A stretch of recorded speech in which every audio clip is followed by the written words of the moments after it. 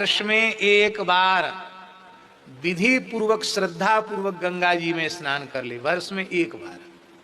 कितने बार? एक बार। तो उसका शरीर वर्ष के अवधि में कहीं भी छूट जाए, वो नरक नहीं जाएगा, वो उत्तम लोकों में जाएगा। एक बार के गंगा स्नान का प्रभाव शरीर पर 1 वर्ष तक रहता है।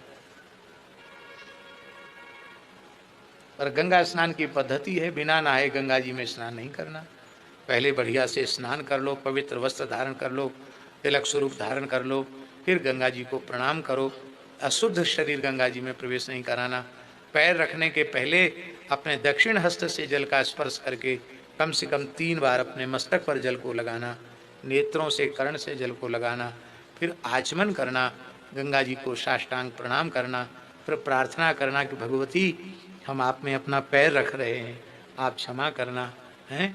शरीर को बिना मले हुए गंगा जी में स्नान करना, और फिर बाहर निकल करके कपड़े उसमें निचोड़ना नहीं, और बाहर कपड़े से शरीर पोंछना नहीं। ऋषिकेश में तो सुविधा है, वहाँ इतनी ठंड नहीं है, यहाँ तो थोड़ा जल हा क्या कहना, 1-2 गोता में ही आनंद हो जाता है। लेकिन हाँ, ये ठंड केवल जब तक नहाए नहीं तब तक लगती है, स्नान के बाद तो एक नई ऊर्जा आ जाती है। तो इस तरह से गंगा जी का कितना भारी महात्म्य है।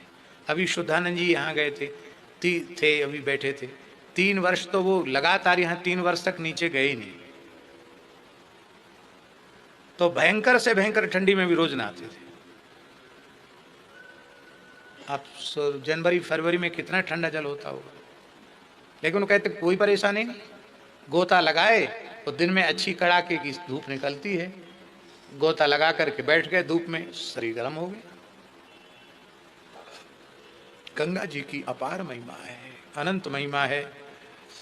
गंगा स्नान के लिए जब कोई व्यक्ति चलता है तो एक एक पद पर अश्वमेध यज्ञ का पुण्य उसको प्राप्त हो जाता है। देवी भागवत में तो लिखा है कि एक बार नित्य गोलोक में संगीत सभा हो रही थी। रास क्रीड़ा के बाद भगवान बैठे हुए थे। उस संगीत सभा में सरस्वती जी ने वीणा बजाकर गायन किया, बड़ा आनंद हुआ। उसी सभा में भगवान शिव पधारे। ब्रह्मा जी ने, नारद जी ने, सबने आग्रह किया कि आप भी गाओ।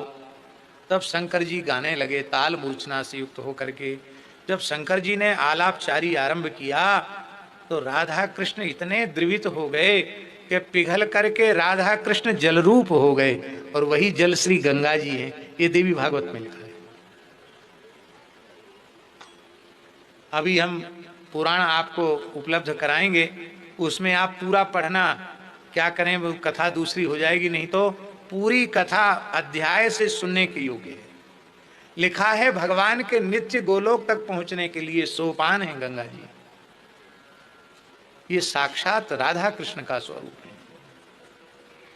ये साक्षात सीताराम जी का स्वरूप है, ये साक्षात लक्ष्मी नारायण जी का स्वरूप है, साक्षात उमा महेश्वर का स्वरूप है। जो मानो सो हैं, तो ये है। वर्ष में एक बार विधि पूर्वक श्रद्धा पूर्वक गंगा जी में स्नान कर ले, वर्ष में एक बार।